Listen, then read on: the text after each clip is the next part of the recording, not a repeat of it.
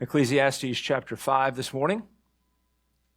Ecclesiastes chapter 5. And this morning we're going to begin in chapter 5 and actually go into a portion of chapter 6. And so because that portion, and because that portion is a little longer this morning, we're actually just going to read the portion of chapter 5 as we begin here. And then we'll pick up the rest of it as we continue on through our time together this morning. So if you found your way there, again, Ecclesiastes chapter 5, I would ask that you would stand with me if you are able for the honor and reading of God's Word. If you're using the Pew Bible there in front of you, it's on page 600. Ecclesiastes chapter 5, I'm going to start in verse 8. This is the word of the Lord. If you see the oppression of the poor and denial of justice and righteousness in the province, do not be shocked at the sight, for one official watches over another official, and there are higher officials over them. After all, a king who cultivates the field is an advantage to the land. He who loves money will not be satisfied with money, nor he who loves abundance with its income. This too is vanity. When good things increase, those who consume them increase. So what is the advantage to their owners except to look on? The sleep of the working man is pleasant, whether he eats little or much, but the full stomach of the rich man does not allow him to sleep. There is a grievous evil which I have seen under the sun, riches being hoarded by their owner to his hurt. When those riches were lost through a bad investment, and he had fathered a son, then there was nothing to support him. As he had come naked from his mother's womb, so he will return as he came. He will take nothing from the fruit of his labor that he can carry in his hand. This is also a grievous evil. Exactly as man is born, thus will he die. So what is the advantage to him who toils for the wind? Throughout his life, he also eats in darkness with great vexation, sickness, and anger. Here's what I've seen to be good and fitting, to eat and drink and enjoy oneself and one's labor in which he toils under the sun during the few years of his life, which God has given him. For this is his reward. Furthermore, for as every man to whom God has given riches and wealth, he has also empowered him to eat from them and receive his reward and rejoice in his labor. This is the gift of God. For he will not often consider the years of his life because God keeps him occupied with the gladness of his heart. You can be seated this morning.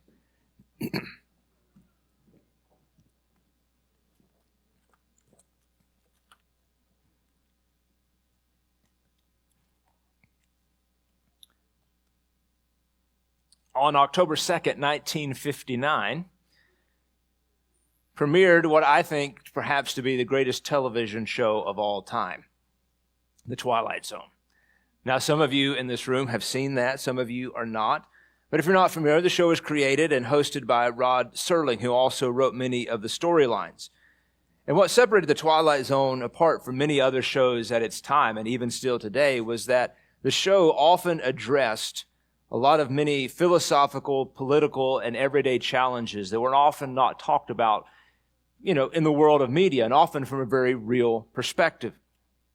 And what would happen each episode is that Rod Serling would begin by giving a brief introduction of the characters and perhaps a nod to what was going to happen in the story.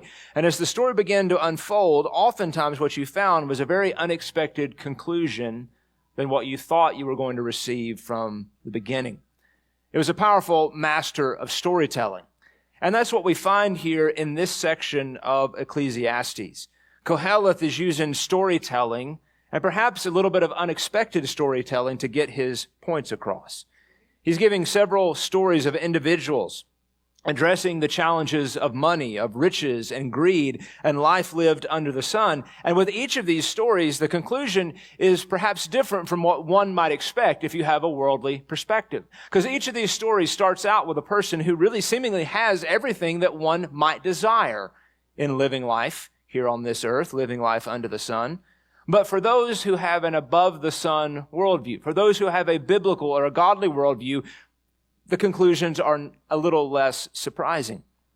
Now, in modern storytelling, what we're used to is to see a structure of as follows, that the story is told, an introduction is given, and then the supporting points to that introduction, and the story grows and grows with new characters or story arcs being introduced until perhaps you get to the climax or the closing section of the story. It kind of is all resolved at the very end. But it's all building up to that point. So as you're reading, you get to that point. Some people who are avid readers adopt a way of deciding whether they want to read a book by pulling the book off the shelf and reading the last few pages and seeing what happens at the end and then deciding if they want to spend the time reading the rest of the book. Now, it's an interesting approach, but it's what you can do in modern storytelling because you know the crust of it all is everything's going to happen there in the closing chapters of a story. But what Koheleth uses here is a chiastic structure. It's an early literary structure where instead of everything building up to the end, the storyteller uses some examples to build up to the climax, to the point that he's wanting to make. And then after that, he gives a few more concluding stories to support the point that he's trying to make. So it's basically bookending the main lesson or the main point. And in this passage here, Koheleth's main point are found in verses 18 and 20. They're 18 through 20. And so all of these other verses, 8 through 17 of chapter 5, and then verses 20 through 6-9 in chapter 6, are all building up to help us understand his main point. So as we look at this passage today, we're going to just use actually the more modern idea of storytelling. So we're going to look first at all of his supporting points of what he's wanting to teach us before finally then returning back to verses 18 through 20 to see that final conclusion that Koheleth makes about all these stories. The first thing that I want you to notice here in this passage begins in verse 8. And the first thing that I want you to see is the greed that drives the world. The greed that drives the world. Notice there, he says in verse 8, if you see the oppression of the poor and the denial of justice and righteousness in the province, do not be shocked at the sight, for one official watches over another, and there are higher officials over them. So again, he begins by highlighting the greed in the world. And he's already talked a lot about oppression. He's already talked a lot about injustice in the world and the fact that there are those who are great in power who use their power over the weak or the poorer in society. What's surprising about Koheleth's point here is that he doesn't say when you see the oppression of the poor and denial of justice in the province, do something about it. Go out there and put yourself to work and try to correct the injustice. He just says, it's just how it is. Don't be surprised by it.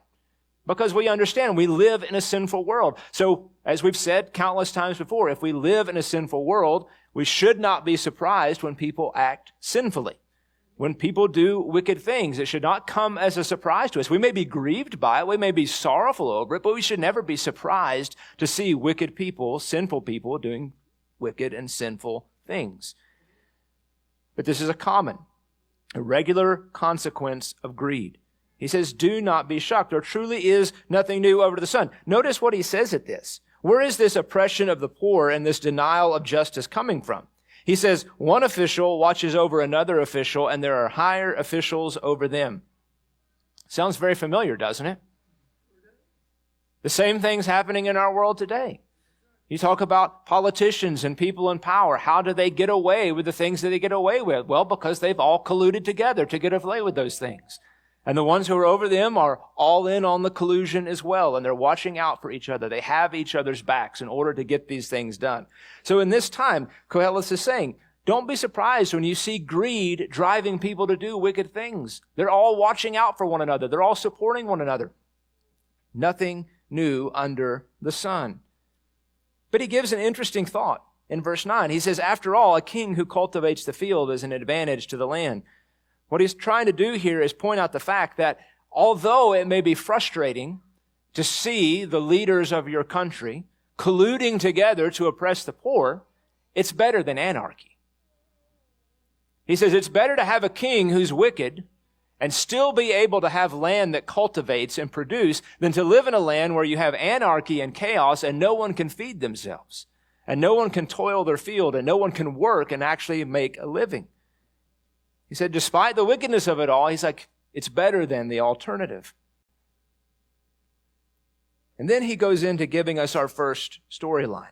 He set the groundwork there. We're talking about greed. We're talking about the love of money. We're talking about people who are pursuing wealth without abandonment.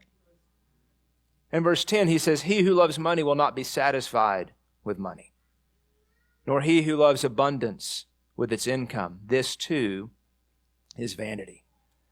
So the first man that he introduces us to is the one who loves money more than anything else. But the problem is like the love of money is never satisfied. The amount of wealth that one obtains is never enough. It's an ultimate vanity and an unattainable goal. Now, we understand that riches necessarily aren't the problem. It's not the money itself that's evil. It's the love of the money. It's the insatiable pursuit of more and more and more. And you hear people talk about this all the time. You hear people say, well, I have this goal that I want to become a millionaire. Well, let me give you a little bit of information here. That if you become a millionaire, you know what happens? You want more, right? If it's all about the pursuit of money, then there's never going to be enough that will satisfy you. Because if your whole life is living with the pursuit of just obtaining wealth, just obtaining possessions, just obtaining the satisfaction that comes from that, once you obtain the first goal, you're going to have to set another one because you've begun to live your life with that goal in mind. Paul warns Timothy about this. He says, the love of money is a root of all sorts of evil. And by some longing for it have wandered away from the faith and pierced themselves with many griefs. So again, it's not the money itself. And it's not even being wealthy that is wrong. It's the love of money itself. It's the pursuit of making it your God, of making it the thing that you are striving to obtain. And this first individual here is putting everything they can into pursuit of money, pursuit of wealth. But they're never satisfied. They never find an end to it. Because it's striving against the wind. Because they always want more. He continues in verse 11. When good things increase, those who consume them increase. So what advantage to their owners except to look on?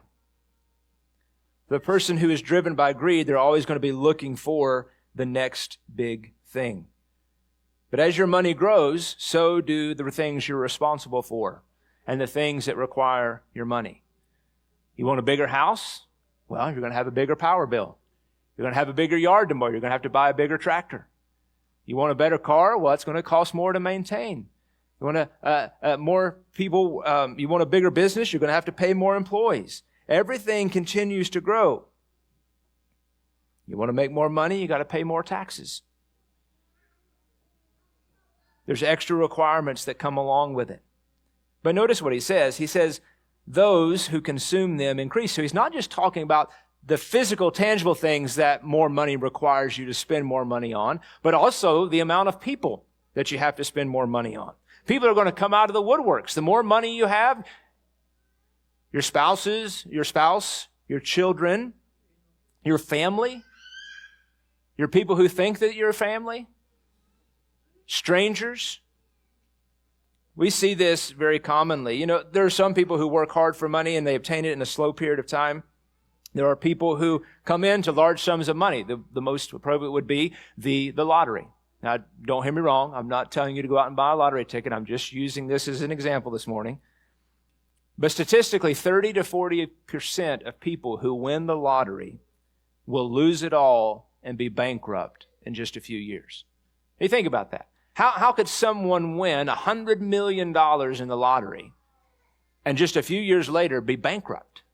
Right? Not just back to the point they were before, but even worse than they were before. Well, there's a number of different conclusions for that. One is people don't know how to manage money. But secondly is when things happen and you have more money, everybody wants a piece of the pie.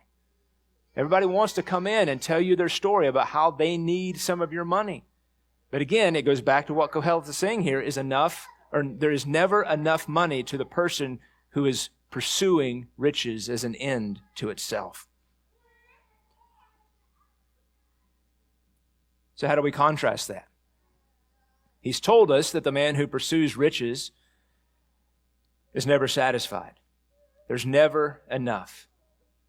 He doesn't even get to enjoy those things because there are things that people consume all of it. Only thing he can do is just look on and watch basically as the money disappears in front of him. But look at verse 12. He says, the sleep of the working man is pleasant, whether he eats little or much, but the full stomach of the rich man does not allow him to sleep.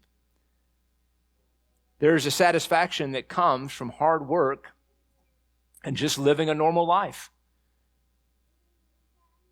He says the working man just gets up, goes to work, and whether he eats a little or eats a lot, he can lay down at night and he can sleep. Why can he sleep so much better than the rich man? Because the rich man lies awake at night thinking, how can I get more money? How am I going to protect my money?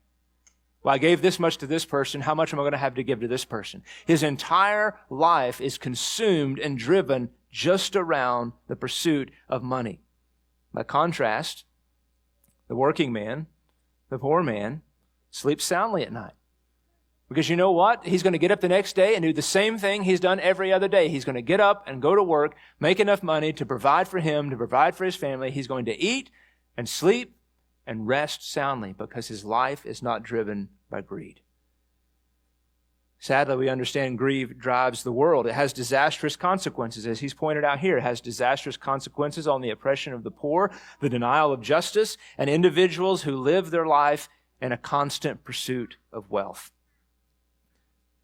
The second thing that Kohelet shows us here is found in verse 13. It's the sad end of the greedy man.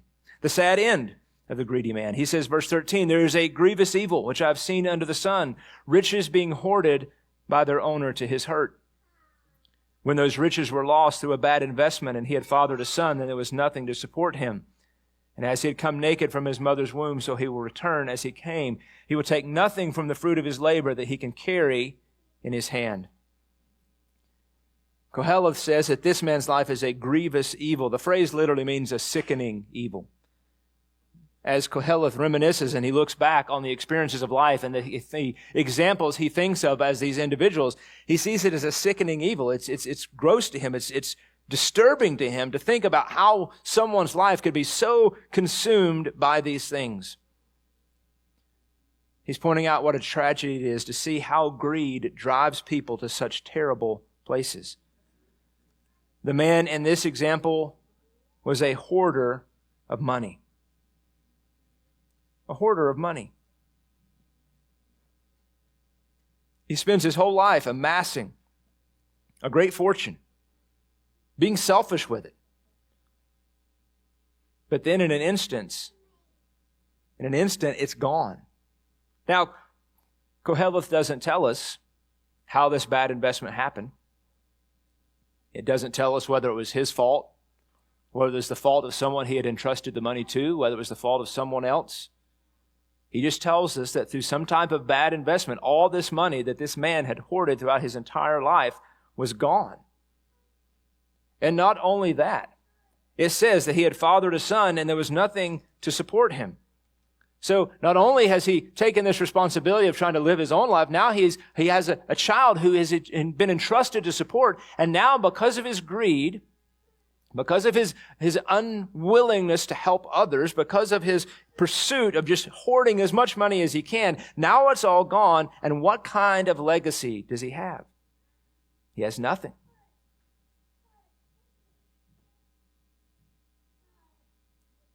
There's a powerful point to consider when we think about so many of the examples that Kohelet is giving us, is what kind of legacy are we striving to leave behind? For the greedy person, they think that their wealth, that what they obtain is going to leave a legacy. But he's already pointed out so many times in this that when you die, you don't have any control over that. You could have amassed millions upon billions of dollars. And when you die, someone else gets control of that money. And whatever legacy you think you might have left behind can be gone in an instant. This man saw his entire legacy disappear before his very eyes while he's still alive and breathing. Everything was gone. And he has a son, and he has nothing to provide for his son with. With everything that he had amassed, Kohelet says, verse 15, as he came naked from his mother's womb, so he will return.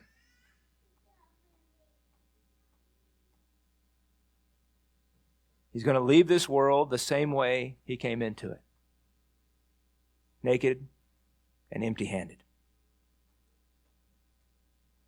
Verse 16, this is also a grievous evil, a sickening evil. Exactly as a man is born, thus he will die. So what is the advantage to him who toils from the wind? Kohelet asked the question. If you look back at this man's life, if he's going to leave this world with nothing, if he's going to leave this world completely destitute of everything, then what good was it for him to work all of this time, to hoard all of this money, to amass all of this unto himself? The point is that it's pointless. It's striving after the wind. It's vanity.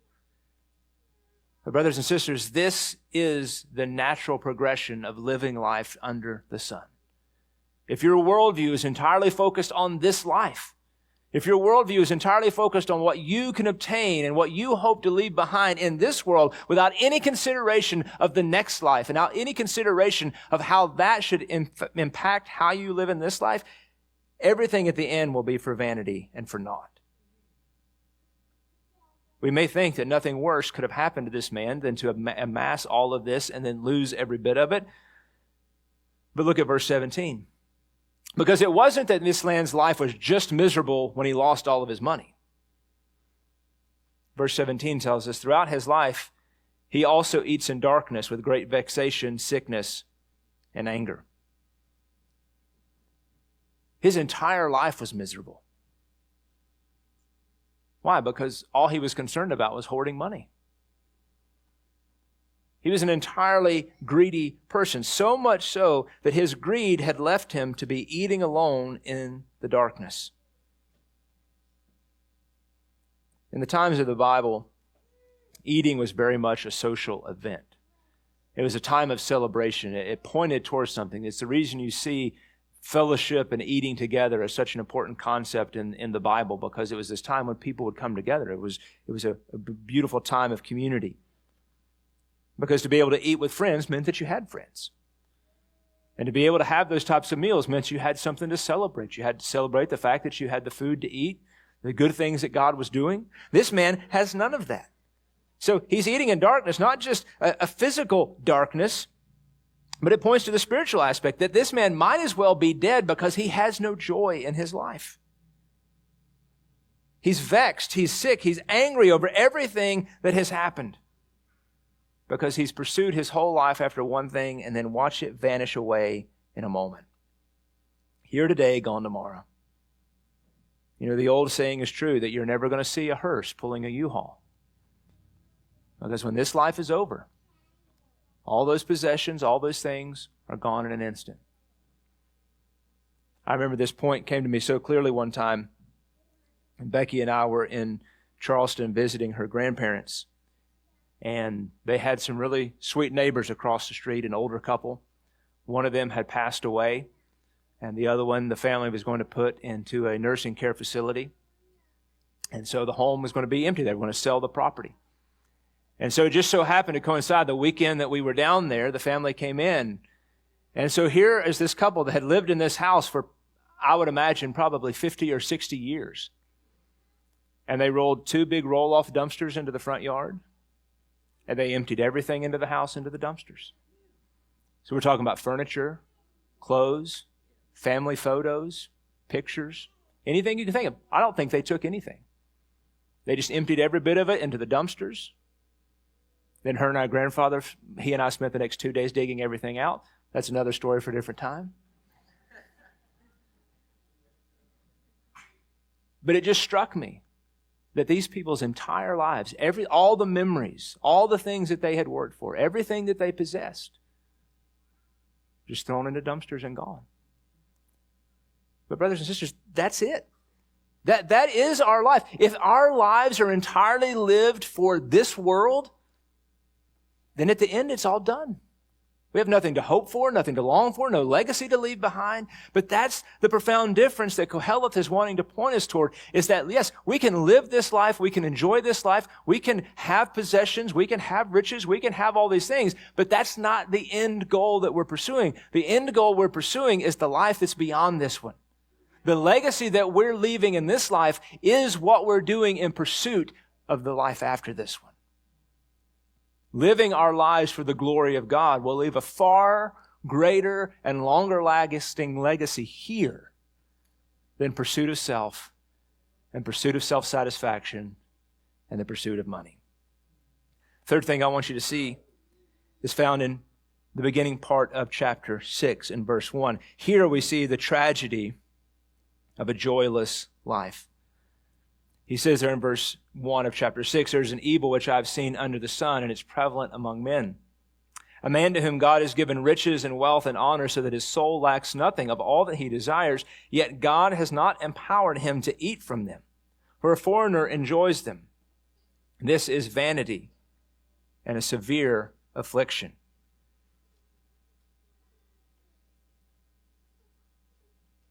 We see a couple more people illustrated here.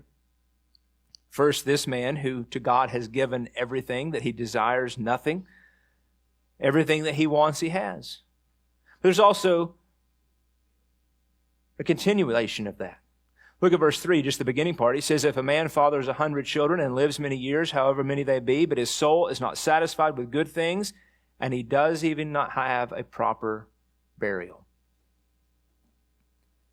So this first man has found great success in life. He's obtained a lot. He has riches, he has wealth, he has honor, all that his soul desires. He lacks nothing. This man has everything except the thing that's the most important. He has no joy. He says God has not empowered him to eat from them, to enjoy them. Everyone else gets the benefit of it. A foreigner, a stranger, everyone else gets to benefit from all the things that this man has. So perhaps he owned a business and employed a bunch of people. Had lots of employees. He's taking care of them. Everyone else enjoys what this man has, but he can't enjoy it himself. The other man, in the previous example, had one child. This man, and this is an exaggeration here, but he says, if this man fathers 100 children and lives many years. So in comparison to the first man, this man has lots of children. He has all this family to enjoy, and he lives a long life. And these were two things that were the dream of every Israelite, to have many children and to live a long life. But yet God has not empowered him to eat from them. Now, we're not told why God withholds his enjoyment of these riches. Only that he had everything and couldn't enjoy it. It could be because his heart was set on other things that were not appropriate. Could be because of the greed that he had deep buried in his heart. But God has given this. So this is an important part for us to consider, and we're going to come back to this in verse 18 of chapter 5. Notice there it says, God has given these riches and wealth and honor to this man. Which helps us understand that these things can be a blessing from the Lord. But there was something about this man's heart, something about what he was doing that was God was withholding the blessing of being able to enjoy those things. And a person might say, well, it couldn't really be that bad, right? I mean, if you have all the wealth, all the honor, all the possessions, anything your heart's desire, but I mean, surely you still be able to live this life to a certain amount of satisfaction. I mean, is it really necessary to have this God-given enjoyment of these things? Is that the end-all to end-alls? Well, notice how Koheleth describes it. He says, not having the God-given ability to enjoy these things, verse 2, is vanity and a severe affliction. Verse 3, when he points out the fact that he has all these children, but he can't enjoy his children, he can't enjoy his grandchildren, and then when he dies, he doesn't even have a proper burial. Notice what he says in verse 3. These are hard words. He says, better the miscarriage than he. He says, a stillborn child, a child who dies in miscarriage, is better than this man who has everything in this life. You say, well, how in the world could that be? How could it be that this child who is born in miscarriage is better than this man who has everything that he can possess? The world would look at this and say, this is crazy. Right? If this man has all the money, all the wealth, all the riches, what is the point that Koheleth is trying to make? Well, because the child who's born in miscarriage never ever experienced the harsh realities of this life. It is conceived and grows but it dies before it sees this life.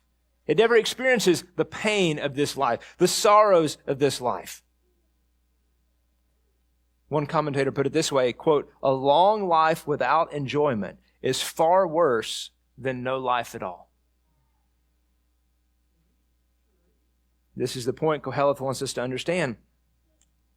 The world tells you that the greatest thing that you could be in this life is wealthy and successful and have all the possessions that you can desire. But what God is helping us to understand is that you can have all those things, but if you have no joy and no enjoyment of it all, it's better for you to never even been born. Because the end of it all is not the things that we possess. The end of it all is not how big our bank account is. There's been a lot of talk in the past couple of weeks about Elon Musk becoming the world's first trillionaire. First of all, people need a lesson in finance. It does not mean that Elon Musk has $1 trillion sitting in a bank account somewhere. That's not how business works. But even if it did, people look at this and say, "Oh, wow, the first trillionaire." But guess what? You could have $1 trillion sitting in your bank account, and if you can't enjoy it, what good is it? Money cannot buy happiness. It cannot buy joy. It cannot buy fulfillment. He continues here. He says, verse 6, "Even if the other man lives 1,000 years twice and does not enjoy good things, do not all go to one place. All a man's labor is for his mouth, and yet the appetite is not satisfied. For what advantage does the wise man have over the fool? What advantage does the poor man have, knowing how to walk before the living? What the eyes see is better than what the soul desires. This too is futility and striving after the wind." In the end, the poor and the rich are all going to the same place. In the end, what is the good of it all? He's driving home this point. The world is going to teach you this is what you should do. Pursue wealth. Pursue honor. Pursue all the things that this world has to offer. And in example after example after example, he's shown us the futility of it all. That it's all vanity. It's all striving after the wind. None of them lead to the conclusion that the world tells you it's going to lead to. All of them lead to grievous ends. Frustrating ends. Now I invite you to go back with me to verse 18 of chapter 5 as we see Koheleth's alternative. And I've entitled this section, "A Glorious Alternative," verses 18 through 20 of chapter 5. Notice what he says there. "Here is what I've seen to be good and fitting. To eat and drink and enjoy oneself in all one's labor in which he toils under the sun during the few years of his life which God has given him, for this is his reward. Furthermore, for as every man to whom God has given riches and wealth, he has also empowered him to eat from them and to receive his reward and rejoice in his labor. This is the gift of God. For he will not often consider the years of his life, because God keeps him occupied with the gladness of his heart." This is a far different perspective to the tragic stories that Koheleth has given us so far. Now remember, he's writing this book later in life. He's looking back and reminiscing on all that he's seen, what he's experienced. And now he's come to this very beautiful and fitting conclusion. And the emphasis here is on the enjoyment of life. Notice what he says. Here's what I've seen to be good and fitting. So it's a good thing. It's a glorifying thing. It's a God-honoring thing. It's fitting. It's appropriate. It's what we should do as those who live above the sun, as those who live with a desire to honor God in our attitude and in our worldview. He says to eat, to drink, and enjoy oneself in all one's labor which he toils under the sun. We're going to come back to that in just a moment, but I wanted to point out a few contrasts here to the people that he's referred to before. Now notice he gave an example of a man who lived a long life, right? Because we think, well, a good long life is the most important thing that perhaps one could have. Here he contrasts the right way to live with saying, well, just during the few years of his life which God has given him. None of us know how long we're going to live. We all desire to live a long life, but some of us are going to live until we are 90 or 100. Some of us are going to die earlier in life. But the beautiful thing and the perspective shift is not that we're longing to live longer because we're trying to live for ourselves, but that we understand that God has given us a certain number of years. Every single one of you sitting in this room this morning, God already knows the appointed day that you are going to die. And He has given that life to you. And Koheleth tells us here that this life that God has given us, the few years, and this is in light of eternity. Let's understand that, right? James tells us, what is your life? It is a vapor that appeareth for a moment and then vanisheth away. In light of eternity, we're only, even if you live to 150, this is only a few years in comparison to what life is going to be after this. He says this is His reward. This is the reward that God has given you. So enjoy the life that God has given you. He says to eat and drink and enjoy oneself and one's labor.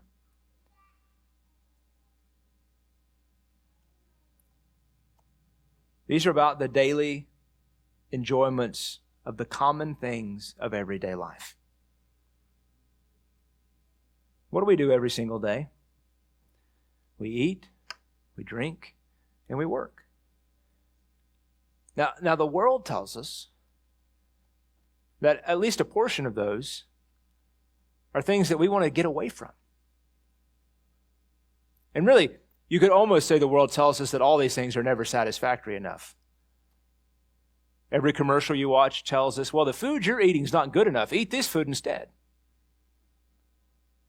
You think the things that you drink are good, try this drink instead. Right? Don't have to work all your life, just build an nest egg and then one day you can retire and never have to work again. All these things that God has given to us as good things. It is good for us to eat. It is good for us to drink. It is good for us to enjoy our labor. And this is the perspective that Koheleth wants us to have in mind. Not worrying about how much wealth you're going to amass in the future, but enjoying the things that God gives to us every single day and finding enjoyment in whatever that is. So, as Paul tells us, whether we eat, whether we drink, do it all to the glory of God. Enjoyment in everyday life. But Koheleth also gives here a call to those who might find themselves blessed by God with more money in this life. He says, furthermore, as to every man to whom God has given riches and wealth, He has also empowered him to eat from them and to receive his reward and rejoice in his labor. This is the gift of God. Notice again, God has given riches and wealth. Because again, it's not the wealth that's evil, it's the love and the pursuit of that. So a person can have great wealth, they can receive that wealth as a gift, and it says that if God has given that to him, and if that man is pursuing the Lord and pursuing a right worldview, that God will give him the ability to eat and receive that reward. Notice here it says, and rejoice in his labor. So it's not talking about somebody who amasses a great amount of wealth in order to just not have to work, or who does it through evil gains in order to not have to do anything. This man is still working. He's still laboring. And again, what is this? This is a gift from God. So it's enjoying the thing. So this man, in contrast to the other man, he's not hoarding his wealth. He's not abusing his wealth. This man is taking his wealth and using it to glorify God. He's looking for opportunities by which he can take this blessing from the Lord and bestow it out and to do good with it. And then finally, I want you to notice verse 20.